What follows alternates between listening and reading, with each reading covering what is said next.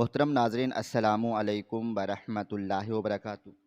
میں نے اپنے یتیم بھتیجے کی ساری وراثت ہڑپ کر لی اور اسے اپنے ہی گھر میں نوکر بنا کر رکھ لیا۔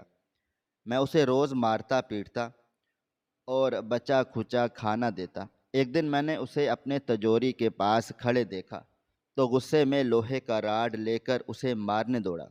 اس نے خوف سے اپنے دونوں ہاتھ آگے کر دیے، لیکن جیسے ہی میری نظر اس کے دائیں ہاتھ پر پڑی، میرے ہاتھ سے راڈ چھوٹ کر گر گیا اور میرا سارا جسم پسینے سے بھیگ گیا، کیونکہ اس کے ہاتھ کی ہتھیلی پر۔ میں دفتر میں بیٹھا کاغذاتی کام میں مصروف تھا جب دروازے پر دستک ہوئی تھی اور میرا بیٹا سعد اندر داخل ہوا تھا۔ اس کو دیکھتے ہی میرے لبوں پر مسکراہٹ بکھر گئی تھی۔ مجھے یقین تھا آج کے دن وہ آفس آنے سے ہرگز گریز نہیں کرے گا، وہ لازمی اپنی ذمہ داری نبھائے گا۔ میں ابھی کھڑے ہو کر اس کا استقبال کرتا، اس سے پہلے ہی وہ آگے ہاتھ کرتے ہوئے بولا، بابا جان، کچھ بھی الٹا سیدھا سوچنے کی ضرورت نہیں ہے۔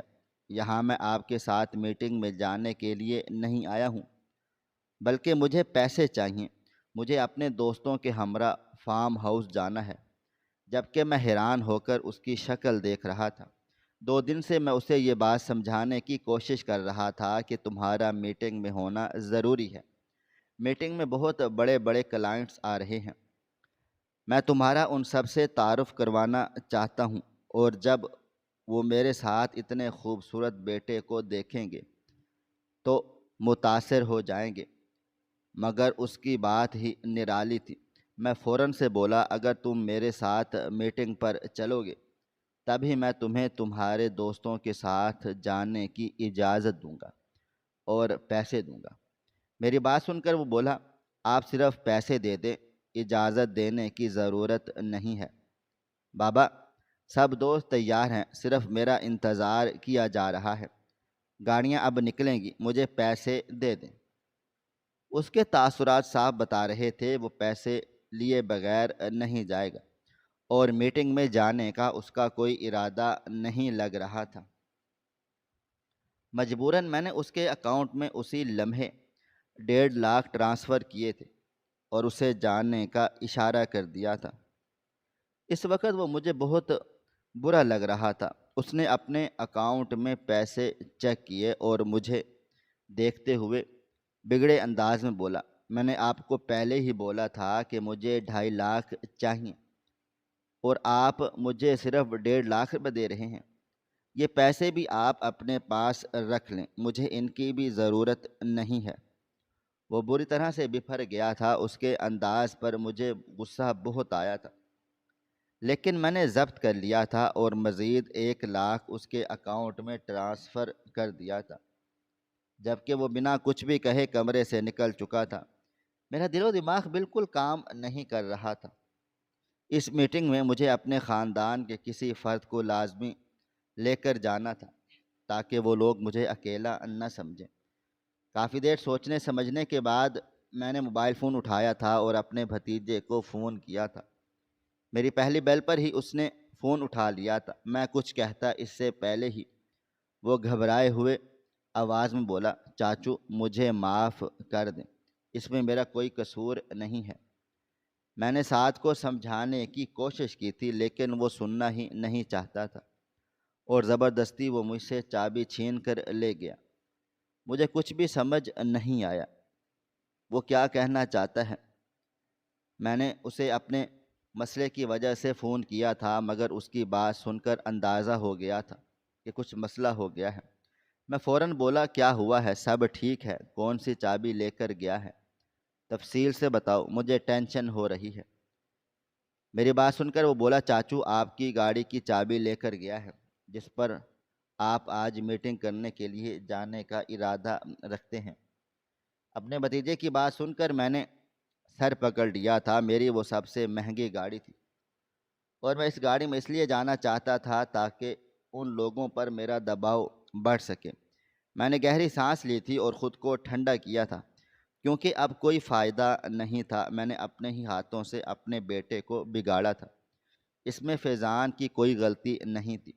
میں ضبط کیے بولا، ایک کام کرو، تم کپڑے اچھے پہن کر دوسری گاڑی لے کر آفس آؤ، مجھے تم سے کام ہے۔ ایک کام کرنا، ساتھ کا کوئی 3 پیس پہن لینا، تم میرے ساتھ ایک میٹنگ میں جاؤ گے۔ جبکہ اس نے جی بول کر فون رکھ دیا تھا۔ یقیناً وہ اب خوشگوار حیرت میں مبتلا ہوگا۔ آخر کو میں پہلی بار اسے اپنے ساتھ کسی بزنس میٹنگ پر لے کر جا رہا تھا۔ ابھی میں اپنی سوچوں میں ہی گرفتار تھا جب میرا سیکٹری دروازے پر دستک دے کر داخل ہوا تھا اور ادب سے سر جھکائے بولا، سر کال آئی ہے، تمام کلائنٹس 1 گھنٹے میں پہنچنے والے ہیں، ہمیں اس سے پہلے نکلنا ہوگا۔ اس کی بات سن کر میں بولا، بس کچھ دیر رک جاؤ، فیضان آ جائے پھر ساتھ نکلتے ہیں۔ اس نے مجھے حیرت سے دیکھا تھا۔ فیضان کا نام اس کمپنی میں کسی تعجب کی مانند ہی تھا۔ وہ پڑھا لکھا تھا، اس کے پاس شعور تھا، مگر میں نے اسے ہمیشہ بزنس سے دور رکھتا تھا، کیونکہ مجھے صرف ایک ڈر تھا، اگر اس کا دماغ کام کر گیا یا اس میں ذرا بھی ہمت آ گئی تو وہ میرے خلاف ہو جائے گا، اور ابھی فی الحال ایسا ہوا تو میری عیاشی کے دن کہیں دور چلے جائیں گے، اور میں اپنی عیاشی، اپنے بچوں کے سکون پر کسی بھی قسم کا کوئی سمجھوتا نہیں کر سکتا تھا۔ وقت دھیرے دھیرے گزرتا جا رہا تھا۔ میرے حکم کے مطابق وہ 15 منٹ میں ہی حاضر ہو گیا تھا۔ اس نے میرے بیٹے کا ہی بلیک سوٹ پہنا ہوا تھا۔ اسے دیکھتے ہی میں اپنی جگہ سے کھڑا ہوا تھا۔ وہ مجھے دیکھ کر فوراً سے ہچکچا کر 2 قدم پیچھے ہوا تھا۔ وہ کچھ کہتا یا سمجھتا، میں نے اسی لمحے اس کے منہ پر ایک زوردار تھپڑ رسید کیا تھا، جس کی تاب نہ لاتے ہوئے وہ بے اختیار 2 قدم پیچھے ہوا تھا۔ میں ہمیشہ اس پر ہاتھ اٹھا کر اسے اس بات کا احساس دلاتا تھا کہ وہ میرے سامنے کتنا کم تر ہے۔ وہ حیران نظروں سے مجھے دیکھنے لگا تھا۔ شاید اسے ایسے عمل کی ہرگز توقع نہیں تھی، وہ بھی آفس میں۔ وہ کچھ کہتا اس سے پہلے ہی میں غصے سے دھاڑا، 15 منٹ بعد آئے ہو، تمہارے باپ کا آفس ہے جو بیٹھ کر میں تمہارا انتظار کرتا رہوں گا، مالک لگتے ہو تم یہاں کے۔ میری بات سن کر وہ بری طرح سہم چکا تھا۔ وہ ہکلاتے ہوئے بولا، چاچو ٹریفک بہت زیادہ تھا، میں پھر بھی جتنا جلدی ہو سکتا تھا پہنچا ہوں، اور آپ نے ایک دم فون کیا تھا، میں گھر کے ہی کپڑوں میں گاڑیاں صاف کر رہا تھا، تیار ہونے میں تو تھوڑا وقت لگ گیا۔ میں نے سر سے پاؤں تک اس کی تیاری دیکھی تھی، بلا شبہ وہ میرے بیٹے سے زیادہ خوبصورت تھا، اور یہی بات مجھے بہت زیادہ آگ لگاتی تھی۔ میں اپنا غصہ ضبط کیے بولا، خیر مجھے تم سے کوئی فضول بات نہیں کرنی۔ میٹنگ کے درمیان تمہیں کسی بھی طرح کا تماشا نہیں کرنا ہے، اور نہ ہی کسی پوائنٹ پر اپنا نظریہ ظاہر کرنا ہے۔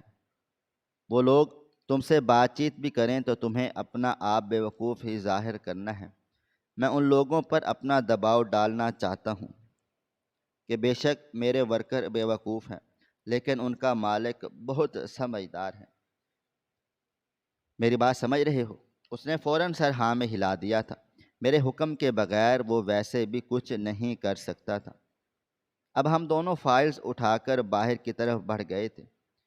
کئی لوگ میرے ادب میں کھڑے ہوئے تھے، جبکہ میں صرف سر کے اشارے سے آگے بڑھتا جا رہا تھا، اور میرا بھتیجا جو اس کمپنی کا مالک تھا، وہ سر جھکائے فائل پکڑے میرے پیچھے پیچھے تھا۔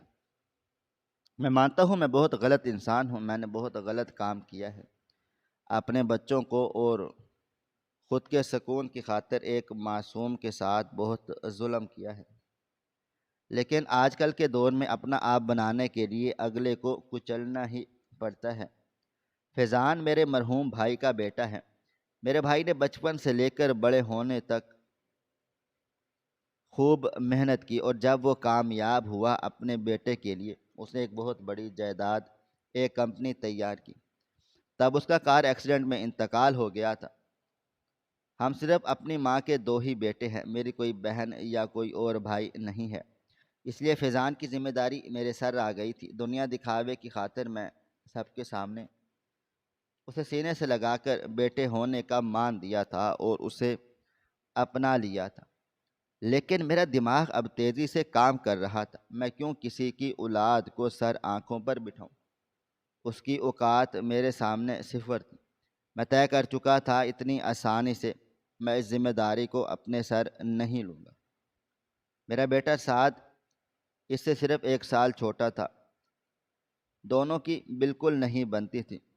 فیضان پھر بھی لحاظ کر لیتا تھا، اس کے تھپڑ برداشت کر لیتا تھا، اس کی باتیں برداشت کر لیتا تھا، لیکن میرا اپنا بیٹا اس کی موجودگی میں جل رہا تھا، اور یہ سب مجھے گوارا نہیں تھا۔ میں بس خاموش تھا، کیونکہ ابھی خاندان کے کچھ لوگوں کی نظر مجھ پر تھی۔ میں جتنا ہو سکتا اپنے بھتیجے کا خیال رکھتا تھا، مگر 6 مہینے گزرنے کے بعد جب مجھے محسوس ہو گیا کہ اب کسی کی نظر مجھ پر نہیں ہے، میں نے قانونی کارروائی شروع کروائی تھی۔ میں اپنے بھائی کی جائیداد اپنے نام کرنا چاہتا تھا، لیکن میرے بھائی نے اپنے بیٹے کو جائیداد کا وارث بنایا ہوا تھا۔ میں نے جب وکیل سے بات کی تو اس نے منع کر دیا تھا کہ جب تک بچہ 18 سال کا نہیں ہو جاتا آپ کے نام پر یہ جائیداد نہیں ہو سکتی۔ اسی دن میں نے گھر آ کر اپنے بھتیجے فیضان کو بہت برا پائپ سے مارا تھا۔ مجھے اتنا غصہ آ رہا تھا کہ میں برداشت کرنے کی صلاحیت کھو بیٹھا تھا۔ میرا بیٹا، میری چھوٹی بیٹی، میری بیوی سب حیران ہو کر میرا ایسا روپ دیکھ رہے تھے، جبکہ فیضان بری طرح رو رہا تھا، میرے آگے ہاتھ جوڑ رہا تھا، میری منت کر رہا تھا کہ چاچو ایسا نہیں کریں، مجھے تکلیف ہو رہی ہے، مجھے تکلیف مت دیں۔ میں نے کچھ بھی نہیں کیا، مگر اسے معلوم ہی نہیں تھا کہ اس نے مجھ سے میرا کون سا خواب چھین لیا ہے۔ میں غصے میں اسے مار پیٹ کر کمرے میں بند ہو گیا تھا۔ پورا دن میں نے کسی سے بات چیت نہیں کی تھی۔ رات کے وقت میری بیوی زبردستی کمرے میں آئی تھی اور اپنے ہاتھوں سے مجھے کھانا کھلا کر سمجھایا تھا کہ میں مانتی ہوں ابھی ہم کچھ نہیں کر سکتے، مگر ٹھیک 6 سال کے بعد پوری بازی ہمارے ہاتھ میں ہوگی۔ بس اب ہمیں سمجھداری کا مظاہرہ کرنا ہے۔ یہ لڑکا ہمارے لیے سنہری مچھلی ہے۔ ابھی آپ اس پر اتنا اپنا روب و دبدبہ ڈال دیں کہ جب آپ اس سے پراپرٹی کے کاغذات پر دستخط کروائیں تب یہ آپ کے سامنے سر اٹھانے کی طاقت نہ رکھتا ہوں۔ اس سے اس کی پہچان چھین لیں، اس کو زندگی کے نام پر صرف موت دکھائیں، تب کہیں جا کر آپ کچھ کر پائیں گے۔ میری ماں نے تو اس کی پڑھائی بھی بند کروا دی، اسے گھر کا نوکر بنا دیں۔ میری بیوی کی باتیں بالکل درست تھیں۔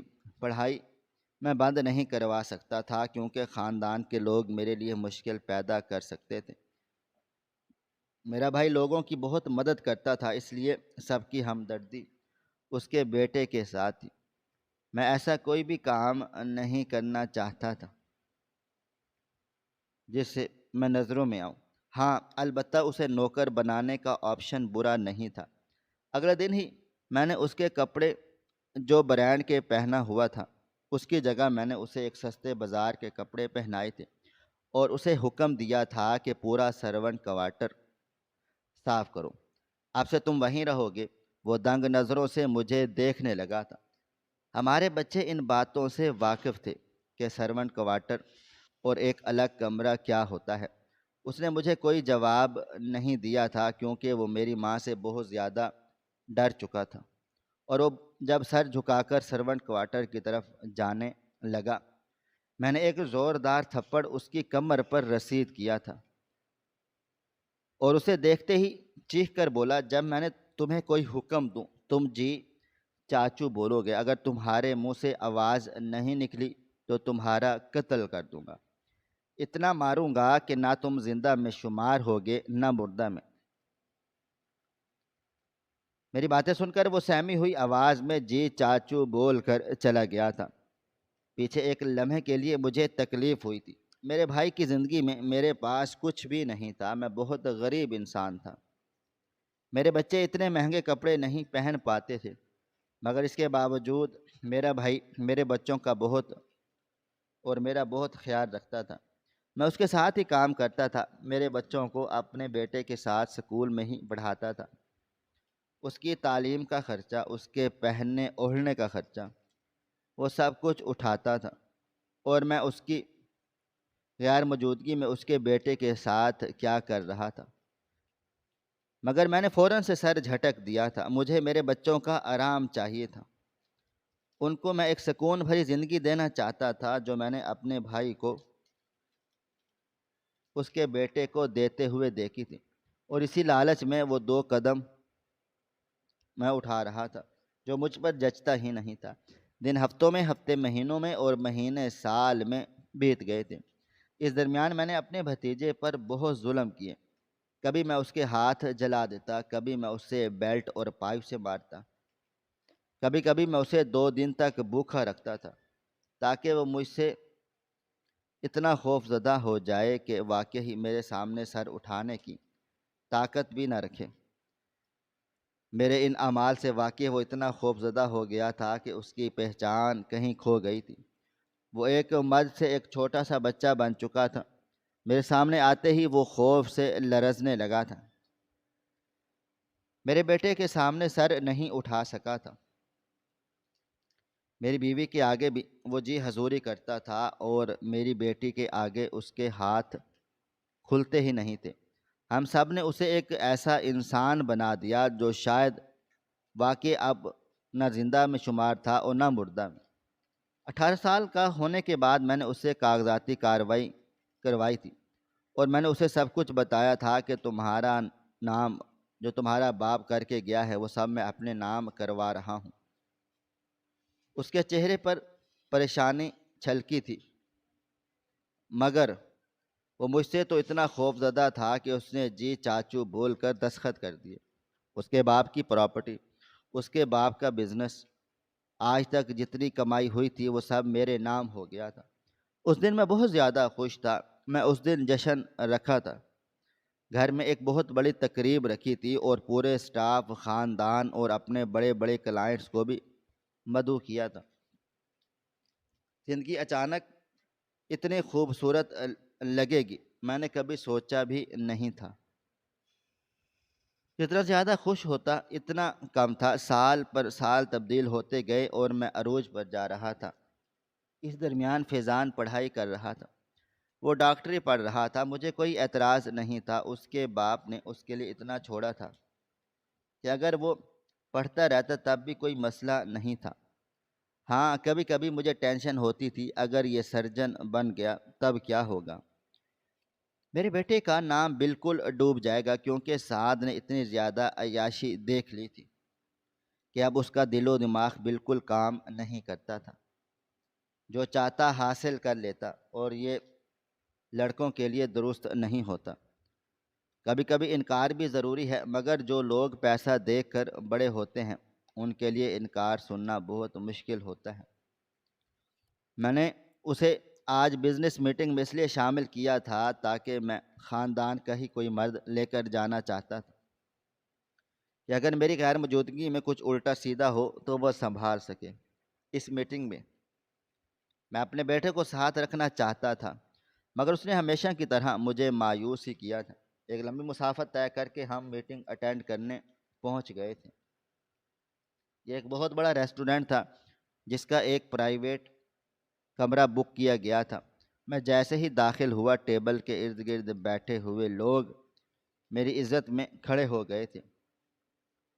میں نے سب کے سلام کو گردن جھکا کر لیا تھا، اور سلام کا جواب دے کر سربراہی کرسی پر بیٹھ گیا تھا، جبکہ میرا بھتیجا میرے برابر میں کسی نوکر کی طرح کھڑا ہوا تھا۔ میں نے اب نظر گھما کر تمام چہروں کو غور سے دیکھا تھا۔ ایک لمحے کے لیے میرا دل گھبرا سا گیا تھا، کیونکہ میری منصوبہ بندی آج اتنی مضبوط نہیں تھی جتنی مضبوط ہونی چاہیے۔ لیکن میں نے پھر بھی بات کا آغاز کیا تھا، کیونکہ میں کسی بھی طرح اس پروجیکٹ کو شروع کرنا چاہتا تھا، کیونکہ اس پروجیکٹ میں مجھے بہت زیادہ فائدہ حاصل ہو سکتا تھا۔ لوگوں کی ہمدردی بھی مل سکتی تھی، اور ان کے فنڈز کے نام پر موٹی رقم بھی۔ چند رسمی جملوں کے بعد میٹنگ کا باقاعدہ آغاز ہوا تھا۔ میں نے اپنی فائل کھولی تھی اور ان لوگوں کی طرف دیکھتے ہوئے بولا، ہمارا ارادہ ہے کہ اگلے 2 سال کے اندر اندر سندھ اور بلوچستان کے مختلف شہروں میں جدید ڈائگنوسٹک سینٹرز قائم کیے جائیں۔ ہم لوگوں کو بہترین سہولیات فراہم کریں گے اور ساتھ ہی اپنی کمپنی کے منافع میں بھی خاطر خواہ اضافہ کریں گے۔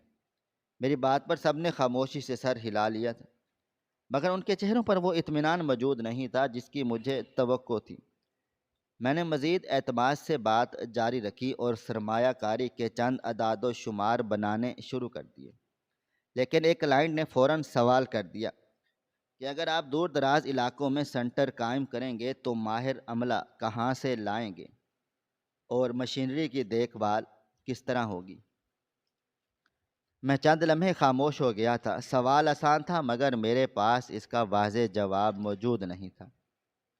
میں نے بات کو گھمانے کی کوشش کی اور بولا، ہماری ٹیم اس پر کام کر رہی ہے اور مناسب وقت پر اس حوالے سے منصوبہ پیش کر دیا جائے گا۔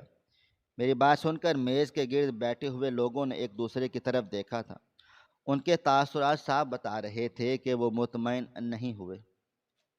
اسی دوران ایک اور شخص بولا، اگر ابتدائی مرحلے میں نقصان ہوا تو آپ اس خسارے کو کس طرح سے سنبھالیں گے؟ اور اگر چھوٹے شہروں میں مریضوں کی تعداد توقع سے کم رہی تو آپ کا متبادل منصوبہ کیا ہوگا؟ اس بار میرے پاس واقعی کوئی جواب نہیں تھا۔ میں نے فائل کے صفحات پلٹے تھے مگر مجھے محسوس ہو رہا تھا کہ میری گفتگو میرے ہاتھوں سے نکلتی جا رہی ہے۔ تبھی میرے برابر کھڑا فیضان آگے ہوا تھا۔ میں نے ارد گرد ہی دیکھ رہا تھا، اس لیے اس کا آگے ہونا مجھے محسوس ہو چکا تھا۔ میں نے غصے سے اس کی طرف دیکھا تھا۔ میں کچھ کہتا اس سے پہلے ہی وہ تمام لوگوں کو دیکھتے ہوئے بولا، میں سر کی بات کو آسان طریقے سے سمجھا سکتا ہوں۔ ان کی بات بالکل درست ہے مگر ہمیں ٹھیک طرح سمجھنی ہوگی۔ میرا غصے سے برا حال ہو گیا تھا۔ اس کا بولنا مجھے غصہ دلا چکا تھا کیونکہ اسے بولنے کی اجازت نہیں دی تھی۔ مگر سامنے بیٹھے ایک بزرگ سرمایہ کار نے خود اس کی طرف دیکھ کر کہا، اگر تم اس منصوبے کے بارے میں کچھ جانتے ہو تو اپنی رائے دے سکتے ہو۔ فیضان نے پہلے میری طرف دیکھا جیسے اجازت مانگ رہا ہو، پھر آہستہ سے بولا، سر اگر اجازت ہو تو میں ایک بات عرض کر سکتا ہوں۔ میں انکار کرنا چاہتا تھا مگر سب کی نظریں اس پر تھیں، اس لیے میں نے بے دلی سے سر ہلا دیا۔ فیضان نے فائل کھولی اور نہایت پرسکون لہجے میں بولا، اصل مسئلہ عمارتیں بنانا نہیں بلکہ نظام کو چلانا ہے۔ اس لیے ہماری ترجیح پہلے مرحلے میں بڑے شہروں کے ساتھ قریبی اضلاع کو جوڑنے کی ہوگی۔ ہم مستقل عملہ بھرتی کرنے کی بجائے روٹیشن سسٹم استعمال کریں گے، جس کے تحت ماہر ڈاکٹر اور ٹیکنیشین مختلف مراکز کا دورہ کریں گے۔ اس طرح اخراجات کم رہیں گے اور معیار بھی برقرار رہے گا۔ کمرے میں مکمل خاموشی چھا گئی تھی۔ وہ مزید بولا، جہاں تک نقصان کا تعلق ہے، پہلے 18 ماہ کے لیے ایک علیحدہ آپریشن فنڈز مختص کیا جائے گا اور ہر مرکز کو مریضوں کی تعداد کی بجائے ریفرل نیٹ ورک کے ذریعے سپورٹ کیا جائے گا۔ اس طرح اگر کسی مقام پر آمدن کم بھی رہی تو پورا منصوبہ متاثر نہیں ہوگا۔ اس کی اس بات ختم ہوتے ہی ایک کلائنٹ نے فوراً کہا، یہی پوائنٹ تو ہم سننا چاہتے تھے۔ دوسرے شخص نے مسکراتے ہوئے فائل بند کی اور بولا، اب یہ منصوبہ حقیقت کے قریب محسوس ہو رہا ہے۔ ہم اس پر غور و فکر کر سکتے ہیں اور واقعی یہ فائدہ مند ہو سکتا ہے۔ لوگوں کے لیے آسانی ہو جائے گی اور آگے جا کر ہمیں بھی فائدہ ہوگا۔ میں خاموش بیٹھا تھا جبکہ سب کی توجہ مجھ سے ہٹ کر فیضان پر مرکوز ہو چکی تھی، اور پہلی بار مجھے محسوس ہوا تھا کہ میرے برابر کھڑا وہ دبلا پتلا لڑکا نوکر نہیں بلکہ اپنے باپ کی اصل نشانی تھا۔ میری ڈیل ڈن ہو گئی تھی۔ کہیں نہ کہیں مجھے غصہ بھی آ رہا تھا لیکن میں خوش بھی تھا کیونکہ میں نے ایسا ہرگز نہیں سوچا تھا کہ اتنی آسانی سے یہ ڈیل مجھے مل جائے گی۔ اب لوگ تمام مجھ سے ہاتھ ملا رہے تھے اور روم سے جاتے جا رہے تھے۔ کمرہ بالکل خالی ہو گیا تھا۔ میں اب کمرے میں صرف میں اور فیضان ہی بچے تھے۔ میں غصے سے اس کی طرف مڑا تھا اور بولا، تمہاری ہمت کیسے ہوئی بیچ میٹنگ کے درمیان بولنے کی؟ میں نے تمہیں کیا سمجھایا تھا کہ وہاں جا کر صرف ایک نوکر کی طرح میرے ساتھ کھڑے رہو گے؟ بولنے کی ضرورت کیا تھی؟ ڈاکٹر ہی بن رہے تھے تو اس کا مطلب ہے کہ تم اپنی زبان اور دماغ میرے سامنے چلاؤ گی؟ میں ابھی کچھ کہتا اس سے پہلے ہی ایک نسوانی آواز میرے عقب سے گونجی تھی، اگر اس کے پاس تعلیم ہے، تجربہ ہے اور علم بھی ہے تو پھر وہ اپنی زبان کیوں نہیں چلا سکتا؟ بے شک وہ نوکر ہے، اس کی کوئی حیثیت نہیں ہے، لیکن اگر اس کی بدولت آپ کو ڈیل مل رہی ہے تو اس میں کیا غلط ہے؟ میں نے فوراً پلٹا تھا، سامنے کوئی اور نہیں بلکہ مس شاہینہ کھڑی تھی، میری ایک بڑی کمپنی کی کلائنٹ۔ میں کوئی جواب دیتا اس سے پہلے ہی وہ مزید بولی، مسٹر فیضان، میں آپ سے بات کرنا چاہتی ہوں، کیا آپ کچھ وقت میرے ساتھ گزار سکتے ہیں؟ میں نے فیضان کو دیکھا تھا جو میری طرف ہی اجازت طلب نظروں سے دیکھ رہا تھا۔ میں کچھ کہتا اس سے پہلے ہی وہ بولی، امید کرتی ہوں تمہارے مالک کو کوئی اعتراض نہیں ہوگا۔ کیوں سر، آپ کو اعتراض ہے کیا؟ میں نے اس لڑکی کو ناراض نہیں کر سکتا تھا، اگر وہ ناراض ہو گئی تو میرا بہت نقصان ہو سکتا تھا، مگر میں اس طرح فیضان کو اس کے ساتھ جانے بھی نہیں دے سکتا تھا۔ میں اس کے قریب گیا تھا اور اپنا موبائل فون پر ریکارڈنگ آن کر کے بہت صفائی کے ساتھ فیضان کی جیب میں ڈال دیا تھا اور پھر اسے جانے کی اجازت دے دی تھی، جبکہ میں خود خاموشی سے وہیں بیٹھ گیا تھا۔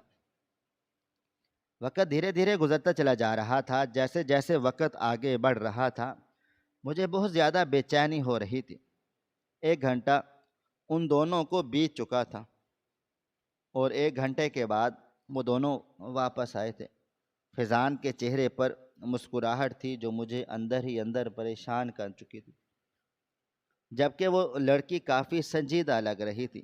اس نے فیضان کو میرے حوالے کیا اور مجھے دیکھتے ہوئے بولی، بہت جلد آپ سے ملاقات آپ کے آفس میں کروں گی اور امید کرتی ہوں کہ آپ اس میٹنگ میں فیضان کو لازمی رکھیں گے۔ اب میں چلتی ہوں، خدا حافظ۔ یہ کہہ کر وہ چلی گئی تھی۔ اس کے جاتے ہی میں فیضان کے پاس آیا تھا، اس کی جیب میں ہاتھ ڈال کر اپنا موبائل فون نکالا تھا۔ ریکارڈنگ اب بھی چل رہی تھی۔ میں نے فوراً سے ریکارڈنگ بند کی تھی اور فیضان کا چہرہ دیکھا جو اب تاریک ہو چکا تھا۔ یقیناً اس نے کوئی ایسی بات اس لڑکی سے ضرور کی تھی جو اسے خواب زدہ کر رہی تھی۔ میں کچھ کہتا اس سے پہلے ہی وہ بولا، میں نے جان بوجھ کر انہیں کچھ بھی نہیں بتایا، وہ اندر کی باتیں نکال رہی تھی اس لیے میرے منہ سے نکل گیا۔ جب اچانک میں نے اس کے منہ پر ایک زوردار تھپڑ رسید کیا تھا اور اس کا بازو تھام کر بولا، تمہارا کھیل اب تمام کروں گا، بہت اڑنے لگے ہونا، تمہیں میں بتاؤں گا کہ تمہارے ساتھ ہوتا کیا ہے۔ یہ کہہ کر میں اس کے ہمراہ باہر کو نکل گیا تھا۔ غصہ 7ویں آسمان پر تھا، مگر اس وقت میں صرف اور صرف اچھا سوچنا چاہتا تھا۔ ہم گھر پہنچ گئے تھے۔ فیضان اپنے کوارٹر میں چلا گیا تھا، جبکہ میں نے اپنے قدم سیدھا اسٹڈی روم کی طرف بڑھائے تھے۔ کمرے میں بیٹھ کر میں نے فوراً ریکارڈنگ آن کی تھی اور کان لگا کر سننے لگا تھا۔ کچھ دیر کے بعد اس میں سے اس لڑکی کی آواز گونجی تھی، تم کامران صاحب کے بھتیجے ہونا، فیضان ذوالفقار احمد، ایک ایسے انسان کے باپ جس نے کاروبار میں اپنی جی جان لگائی تھی، مگر کسی دشمن نے ان کا ایکسیڈنٹ کروا دیا اور تم اب تک چاچو کے نوکر بنے ہوئے ہو۔ تمہارے باپ کی جائیداد بھی انہوں نے ہڑپ کر لی، کیا یہ سب سچ ہے؟ میرا دل زور زور سے دھڑک رہا تھا۔ اس لڑکی کو اتنا سب کیسے معلوم؟ یہ بات مجھے بالکل سمجھ نہیں آ رہی تھی۔ مجھے جواب اب اپنے بھتیجے کا تھا۔ اس نے میری سوچ کے مطابق ہاں بولا تھا۔ دونوں کے درمیان اسی ٹاپک پر کئی باتیں ہوئیں اور اس میں زیادہ تر ایک ہی ذکر تھا کہ وہ تم پر ہاتھ کیوں اٹھاتے ہیں اور تم انہیں اجازت کیوں دیتے ہو۔ تم اتنے کامیاب ڈاکٹر بن سکتے ہو جس کی کوئی حد نہیں۔ تمہارے پاس لوگوں کو سمجھانے کی صلاحیت موجود ہے، تم اس سے ہی بہت سارا پیسہ کما سکتے ہو، تم ان کا ساتھ چھوڑ دو۔ جبکہ اس نے آگے سے کوئی جواب نہیں دیا تھا، اور یہی بات مجھے سوچ میں مبتلا کر چکی تھی۔ کیا واقعی اس کے پاس لوگوں کو سمجھانے کی صلاحیت موجود ہے؟ اور یہ بات بالکل درست تھی۔ اس نے جس طرح بنا منصوبہ بندی کے اپنی بات ان لوگوں تک پہنچائی تھی، وہ بھی مجھے حیران کر گئی تھی۔ کافی دیر تک میں وہیں بیٹھا انہی سب باتوں کے بارے میں سوچتا رہا تھا، مگر بہت دیر سوچنے کے بعد بھی کوئی حل نہیں نکال پایا تھا۔ پورا دن معمول کے مطابق بیت گیا تھا۔ اگلی صبح کا سورج پوری آب و تاب سے روشن ہوا تھا۔ میں جیسے ہی تیار ہو کر کمرے سے باہر آیا تھا، میری بیٹی بیچ حال میں اسے بری طرح سے ذلیل کر رہی تھی۔ تمہاری ہمت کیسے ہوئی میرے دوستوں کے سامنے آنے کی؟ کیا چاہتے ہو؟ میری دوستیں تمہارے حسن میں کشیدہ پڑیں۔ شکل دیکھی ہے اپنی؟ آئندہ کے بعد اگر تم میرے دوستوں کے سامنے آئے، میں تمہارا منہ نوچ لوں گی۔ ہوشیار تم اپنے لیے ہوگے، میرے سامنے تم ہمارے گھر کے نوکر ہو، جس کی اوقات جوتے کے برابر ہے۔ اب دفع ہو جاؤ یہاں سے، اور 2 دن تک میری نظروں کے سامنے نہیں آنا، ورنہ میں تمہارا خون پی جاؤں گی۔ جبکہ میری بیٹی کی بات سن کر وہ فوراً سے چلا گیا تھا۔ یہ منظر کوئی انوکھا منظر نہیں تھا، بلکہ یہ اکثر ہمارے گھر میں ہی ہوتا ہی تھا۔ میری بیٹی، میرا بیٹا اور میری بیوی اور میں خود بھی اسے اسی طرح سے ذلیل و رسوا کرتے تھے۔ مگر کل جس طرح لڑکی نے میرے بھتیجے سے بات کی تھی، اس چیز نے مجھے سوچنے پر مجبور کر دیا تھا۔ پورا دن معمول کے مطابق بیت گیا تھا۔ میں نے اب جان بوجھ کر اپنا ایک آدمی اپنے بھتیجے کے پیچھے لگا دیا تھا، تاکہ وہ وقتاً فوقتاً مجھے معلوم ہوتا رہے وہ کہاں جا رہا ہے، کس سے مل جل رہا ہے، اور اس کے دل و دماغ میں کیا چل رہا ہے۔ آج میں آفس سے جلدی آ گیا تھا تاکہ میں اپنے بھتیجے کی رپورٹ لے سکوں۔ لاؤنج میں بیٹھا میں اپنے ملازم کا انتظار کر رہا تھا، اور تھوڑی دیر کے بعد وہ اندر داخل ہوا، لیکن اس کے چہرے پر ایک عجیب ہی ڈر نظر آ رہا تھا۔ میں اسے دیکھتے ہوئے بولا، بتاؤ کیا خبر لائے ہو؟ میری بات سن کر وہ بولا، کوئی خبر نہیں ہے سر، فیضان بھائی یونیورسٹی گئے تھے اور پورا دن وہیں پر رہے۔ اس کے بعد شام 5 بجے وہ واپس آئے اور پھر مالک کے ساتھ کام میں لگ گئے۔ اس درمیان وہ کسی سے نہیں ملے تھے اور اس کے ہاتھ کپ کپ آ رہے تھے، زبان لڑکھڑا رہی تھی، ایسا لگتا تھا جیسے وہ جھوٹ بول رہا ہو۔ میں اسے دیکھتے ہی بولا، مجھے ایسا کیوں لگ رہا ہے جیسے تم کوئی بات چھپا رہے ہو؟ میری بات سن کر اس کا چہرہ مزید گھبراہٹ میں مبتلا ہو گیا تھا۔ میں اسے دیکھتے ہوئے مزید بولا، کیا تمہیں کسی نے ڈرایا ہے؟ اگر کوئی بات ہے تو تم مجھے بول سکتے ہو۔ لیکن اس نے کوئی جواب نہیں دیا تھا، بس خاموش رہا تھا۔ میں نے اسے جانے کے لیے اشارہ دے دیا تھا، لیکن ایک بات تھی، مجھے اب مزید ٹینشن ہونا شروع ہو گئی تھی، اور یہ سب اس میٹنگ کے بعد ہی ہو رہا تھا۔ رات اسی کشمکش میں گزر گئی تھی۔ اگلی صبح کا سورج پوری آب و تاب سے روشن ہوا تھا۔ میں نے اپنے کمرے میں ہی تھا جب اچانک مجھے شدید درد اپنے گردے کی طرف محسوس ہونے لگا تھا۔ جب سے میں نے گردہ ٹرانسپلانٹ کروایا تھا، میری طبیعت عجیب ہی رہتی تھی۔ میں نے آج آفس جانے کا ارادہ ترک کر دیا تھا۔ ابھی میں بستر پر لیٹا ہوا ہی تھا کہ کمرے کا دروازہ کھلا تھا اور میرا بیٹا داخل ہوا تھا۔ اس کو دیکھ میرے لبوں پر مسکراہٹ آ گئی تھی۔ میں اسے تقریباً 3 روز کے بعد دیکھ رہا تھا۔ مجھے لگا تھا کہ وہ آ کر میری خیریت پوچھے گا اور حیرانگی ظاہر کرے گا کہ اب آپ آج آفس نہیں گئے، خیریت تو ہے، آپ کی طبیعت ٹھیک نہیں کیا؟ مگر ایسا نہیں ہوا تھا، بلکہ وہ میرے قریب آیا تھا اور میرے آگے ہاتھ پھیلاتے ہوئے بولا، مجھے 2 لاکھ روپے چاہیے، ابھی کے ابھی۔ اس کی بات سن کر میں حیرت سے بولا، تم پاگل ہو گئے ہو؟ پتہ بھی ہے کہ 2 لاکھ کس طرح سے کمائے جاتے ہیں؟ وہ بولا، مجھے آپ پیسوں کے لیے اتنا کیوں ترساتے ہیں؟ میں نے آپ کو کئی دفعہ کہا ہوا ہے کہ جو ہر مہینے ٹائم سے میرے اکاؤنٹ میں 10-15 لاکھ ٹرانسفر کر دیا کریں، لیکن یہ بات آپ کو سمجھ ہی نہیں آتی۔ ہر گھڑی گھڑی مجھے آپ کے سامنے ہاتھ پھیلانا پڑتا ہے۔ میں اسے دیکھتے ہوئے بولا، تم میں احساس ہے میری طبیعت کتنی زیادہ خراب ہو رہی ہے، مگر نہیں، تمہیں صرف اور صرف اپنی مرضی چلانی ہوتی ہے۔ نہیں ہے میرے پاس پیسے، جاؤ یہاں سے، تم نے میرے پاس رکھے نہیں تھے، اور جو اس طرح آ کر میرے سامنے کھڑے ہو جاتے ہو، جاؤ اب یہاں سے۔ میری بات سن کر وہ بولا، اگر آپ نہیں دیں گے تو میں زبردستی کروں گا، مگر مجھے پیسے چاہیے، اور آپ کی طبیعت تو ہر آئے دن خراب ہی رہتی ہے، پتہ نہیں کب یہ طبیعت ٹھیک ہوگی۔ آپ نے تو ہم سب کو پریشان کیا ہوا ہے، ہر وقت امی آپ کے لیے ہی دعا کرتی رہتی ہیں۔ اپنے بیٹے کی بات سن کر میں حیران رہ گیا تھا۔ یہ میرا وہ بیٹا تھا جس کے لیے میں نے اتنا کچھ اور کیا تھا، اسے بہتر اور خوبصورت مستقبل دینے کے لیے، اور بدلے میں وہ میرے ساتھ کس طرح سے برتاؤ کر رہا تھا۔ میں اسے دیکھتے ہوئے بولا، بہتر ہوگا تم یہاں سے چلے جاؤ، ورنہ مجھ سے برا کوئی نہیں ہوگا۔ میرے غصے سے چیخنے پر بھی وہ اپنی جگہ سے نہیں ہلا تھا۔ مجھے درد اب شدید ہونے لگا تھا۔ وہ بولا، آپ پیسے دے رہے ہیں یا میں اپنی مرضی سے آپ کے اکاؤنٹ سے اور زیادہ پیسے لے لوں؟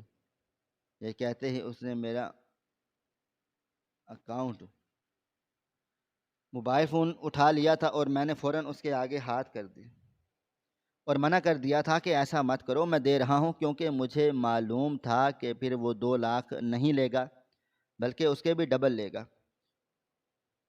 میں نے اسے پیسے دے دیے تھے۔ مجھے اب بھی امید تھی کہ وہ رک کر ایک دفعہ ضرور میری خیریت پوچھے گا، لیکن یہ خیال بھی جلد چلا گیا تھا۔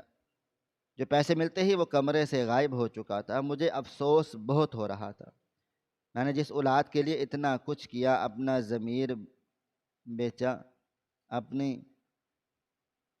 آپ تبدیل کر لیا، اپنے بھائی کے ساتھ ظلم کیا جس نے ہمیشہ میرا خیال رکھا، اپنی زندگی میں کبھی مجھے تکلیف نہیں ہونے دی، اور میں اس کے جانے کے بعد اس کی اولاد کے ساتھ کیسا سلوک کر رہا ہوں، صرف اپنی اولاد کی وجہ سے، اور میری اولاد بدلے میں مجھے کیا دے رہی ہے؟ دھتکاریں، اور صرف لالچ میں۔ مجھے سمجھ آ گیا تھا کہ اب میں بوڑھا ہو جاؤں گا، بستر مرگ پر جاؤں گا، تو میری اولاد یہ مجھے پلٹ کر نہیں دیکھے گی۔ نہ جانے کیوں میری آنکھوں سے آنسو نکل گئے تھے۔ مجھے بہت زیادہ تکلیف ہو رہی تھی، اتنی تکلیف کہ ایک بار پھر میرا جسم درد کرنے لگا تھا۔ میں نے فون کر کے ڈاکٹر کو بلا لیا تھا۔ ابھی مجھے اتنی ہمت باقی تھی کہ میں خود کا خیال رکھ سکتا تھا۔ وقت دھیرے دھیرے گزرتا چلا جا رہا تھا۔ تھوڑی دیر کے بعد ڈاکٹر صاحب آ گئے۔ انہوں نے مجھے دوائیاں وغیرہ دی تھیں اور سختی سے ہدایت کی تھی کہ آپ زیادہ سٹریس نہیں لیں، آپ کی طبیعت اب پہلے کے جیسی نہیں رہی۔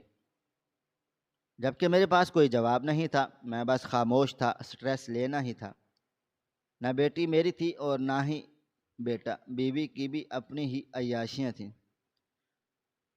کسی کو میرا خیال نہیں تھا میں کس درد میں مبتلا ہوں۔ 2 دن خاموشی سے میں نے بستر پر ہی گزار دیے۔ اس درمیان نہ میری بیوی کمرے میں آئی اور نہ میری بیٹی، اور بیٹے نے پلٹ کر پوچھا تک نہیں تھا۔ ہاں، اس درمیان فیضان میرے پاس ہی رہا تھا۔ وہ مجھے وقت پر دوائیاں دے رہا تھا، اور کبھی میرے پاؤں میں تیل لگا رہا تھا، کبھی مجھے سکون کہ نیند آ جائے، سر میں مالش کر رہا تھا۔ انجانے میں ہی میں نے اسے بہت زیادہ دعائیں دی تھیں۔ جب ایک انسان تکلیف میں ہو اور اگلا اس کے لیے سکون کا باعث بن رہا ہو تو اس کے لیے اس کے منہ سے دعائیں خود بخود نکلتی ہی چلی جاتی ہیں۔ 2 دن خدمت لینے کے بعد میری طبیعت اب کافی بہتر ہو گئی تھی۔ میں گہری نیند سو رہا تھا جب اچانک میری آنکھ کمرے میں ہوتی کھٹ پٹ سے کھلی تھی۔ میں فوراً سے جاگ چکا تھا اور کمرے کی لائٹس جلائی تھیں۔ اگلا لمحہ میرے لیے حیران کن تھا۔ میرا بھتیجا فیضان میرے کمرے میں موجود میری تجوری کے پاس کھڑا ہوا تھا، جس میں کافی پیسے، پراپرٹی کے کاغذات وغیرہ موجود تھے، اور اس بات کا علم گھر کے ہر فرد کو تھا، یعنی وہ چوری کرنے آیا تھا۔ غصے سے میری آنکھیں لال سرخ ہو گئیں اور میں فوراً غصے سے چنگھاڑا، تمہاری ہمت کیسے ہوئی ایسا کرنے کی؟ میں تمہیں اب زندہ نہیں چھوڑوں گا۔ یہ کہتے ہی میں نے غصے سے کمرے کی طرف ایک طرف رکھی ہوئی لوہے کی راڈ اٹھائی تھی، جو آج ہی میری بیوی نے پردے لگوانے کے لیے منگوائی تھی۔ میں نے اٹھا کر جیسے ہی اس کو مارنے کے لیے ہوا میں بلند کی، اس نے فوراً میرے آگے ہاتھ کر دیے تھے، اور جیسے ہی میری نظر اس کے دائیں ہاتھ پر موجود نشانات پر گئی تھی، میرا ہاتھ ہوا میں ہی رک گیا تھا، وہ راڈ میرے ہاتھوں سے گر چکا تھا۔ اس ہاتھ کو میں آنکھیں بند کر کے بھی پہچان سکتا تھا، پھر کبھی میں اسے پہچان کیوں نہیں پایا تھا؟ سامنے کھڑا شخص صرف میرا بھتیجا نہیں تھا، بلکہ وہ ڈونر تھا جس نے مجھے مرتے ہوئے بچایا تھا، یعنی مجھے اپنا گردہ فراہم کیا تھا۔ مجھے یاد تھا جب مجھے بے ہوش کیا جا رہا تھا، تب ڈاکٹر نے بتایا تھا کہ تمہارا ڈونر تمہیں دیکھنے آیا ہے، تم اس کا ہاتھ پکڑ سکتے ہو، وہ پردے کے پیچھے ہوگا۔ میں نے بہت اور خواہش کی، مگر وہ کہیں بھی نہیں آیا تھا۔ تب میں نے اس کے ہاتھ پر یہی نشان دیکھے، اور پھر میں غنودگی میں چلا گیا تھا۔ مجھے اچھے طریقے سے یاد تھا جب میرا آپریشن ہوا تھا، تب 3 مہینے کے لیے فیضان کہیں چلا گیا تھا۔ میں نے اسے بہت زیادہ تلاش کیا، لیکن اس کا کچھ پتہ نہیں چل پایا تھا۔ اب مجھے سمجھ آیا تھا کہ وہ یقیناً کسی ادارے کے حوالے تھا، اور وہی لوگ اس کی دیکھ بھال کر رہے تھے۔ اور میں نے فوراً اس کا ہاتھ پکڑ لیا تھا اور اس کو دیکھتے ہوئے بولا، یہ سب تم نے مجھے گردہ فراہم کیوں کیا؟ سچ بتانا، مجھے معلوم ہے یہ وہ ہاتھ ہے جسے میں کبھی نہیں بھول سکتا، جسے میں نے آپریشن سے چند لمحے پہلے پکڑا تھا۔ میری بات سن کر شاید اسے اندازہ ہو گیا کہ اب جھوٹ بولنے کا کوئی فائدہ نہیں، تو مجھے دیکھتے ہوئے بولا، آپ میرے بابا کے بھائی ہیں، ہمارے درمیان لاکھ اختلافات سہی، لیکن میں اپنے باپ سے بہت زیادہ پیار کرتا تھا، اور میرا باپ آپ سے بہت زیادہ پیار کرتا تھا۔ جب سعد اور نرمین کا گردہ آپ سے میچ ہوا اور ان دونوں نے منع کر دیا، تب مجھے بہت برا فیل ہوا تھا، اور ایک اولاد ہونے کی حیثیت سے اپنے باپ کے ساتھ ایسا کیسے کر سکتی ہے؟ اس دن میں نے اپنا ٹیسٹ کروایا اور اتفاقی طور پر میرا ٹیسٹ پازیٹیو آ گیا۔ میں نے فوراً میڈیکل ٹیم سے یہ بات کی اور اس بات کو راز رکھا کہ میں یہ گردہ ڈونیٹ کر رہا ہوں، لیکن اس بارے میں آپ کو نہ بتایا جائے، کیونکہ مجھے لگتا تھا کہ آپ مجھ سے اتنی نفرت کرتے ہیں کہ میرا گردہ بھی نہیں لیں گے۔ اور پھر اسی میڈیکل ٹیم نے دوبارہ سے سختی کی، مدد کر دی، اور جس نے آپ تک میرا گردہ پہنچا دیا۔ وہاں پر میرے کافی دوست تھے جو میری یونیورسٹی میں ساتھ پڑھتے ہیں، وہی لوگ میرا خیال رکھ رہے تھے۔ ان سب نے غصہ کیا تھا، میں آپ کے لیے ایسا کیوں کر رہا ہوں، لیکن شاید میرا دل مجھے اجازت نہیں دے رہا تھا کہ میں آپ کو مرتا ہوا دیکھوں۔ یہ کہہ کر اس نے سر جھکا لیا تھا۔ مجھے یقین ہی نہیں آ رہا تھا کہ سامنے کھڑا شخص میرے لیے ایسا بھی کر سکتا ہے۔ میری آنکھوں سے آنسو بہنا شروع ہو گئے تھے، میں زاروں قطار رو رہا تھا۔ میں فوراً اس کے پاؤں میں بیٹھ گیا تھا۔ ویسے بھی ان دونوں کے درمیان مجھے 2 دنوں کے درمیان اچھی طرح سے اندازہ ہو گیا، اگر میں مر گیا تب بھی میری اولاد مجھے نہیں پوچھے گی۔ میں نے اسی لمحے فیصلہ کر لیا کہ میں اپنی تمام جائیداد جو میرے بھتیجے کی امانت ہے اسے واپس کر دوں گا۔ اگلے ہی دن میں نے کاغذاتی کارروائی کروائی اور اپنا سب کچھ اس کے نام کر دی، اس کو بزنس میں واپس شامل کر لیا۔ میری بیوی اور میرے دونوں بچوں نے بہت شور شرابہ کیا تھا، لیکن میں ان کو چھوڑ چکا تھا۔ جو لوگ میری مشکل وقت میں کام نہیں آئے، میں ان کو کیوں سکون دوں؟ میں ان کے لیے کیوں اپنی آخرت کو برباد کروں؟ اور اس بات کا احساس مجھے ہو چکا تھا۔ میں نے اس سے یہ بھی کہا کہ تم تجوری کے پاس کیا کر رہے تھے؟ تب اس نے مجھے بتایا تھا کہ وہ کاغذات لینے ہی آیا تھا کیونکہ مس شہینہ اس کی مدد کر رہی تھی۔ مجھے ایک بار پھر شرمندگی ہوئی تھی کہ میں نے ایک نیک انسان کو چوری کرنے تک پر مجبور کر دیا تھا۔ میں تمام سننے والوں کو یہی پیغام دینا چاہوں گا کہ خدا را کسی یتیم کا حق نہیں کھائیں، کیونکہ اللہ تعالیٰ یتیموں کے کام سنبھال لیتا ہے، اور کبھی بھی کسی غریب کا حق نہیں ماریں، کیونکہ آپ دنیا میں تو سکون پالیں گے جو عارضی ہے، لیکن آخرت میں کچھ بھی حاصل نہیں ہوگا، کیونکہ وہ کبھی بھی ختم نہیں ہونے والی۔ ناظرین، آپ کو ہماری آج کی کہانی کیسی لگی؟ کومنٹ باکس میں اپنی رائے کا اظہار ضرور کریں۔ خواہش صرف اتنی ہے کہ کچھ الفاظ لکھوں جس سے کوئی گمراہی کے راستے پہ جاتے جاتے رک جائے، اور نہ بھی رکے تو سوچ میں ضرور پڑ جائے۔ پیارے دوستو، امید کرتا ہوں کہ آپ کو یہ ہماری کہانی پسند آئی ہوگی۔ کہانی پسند آئی ہو تو ویڈیو کو لائک کریں، کومنٹس کریں، شیئر کرنا بالکل نہ بھولیں۔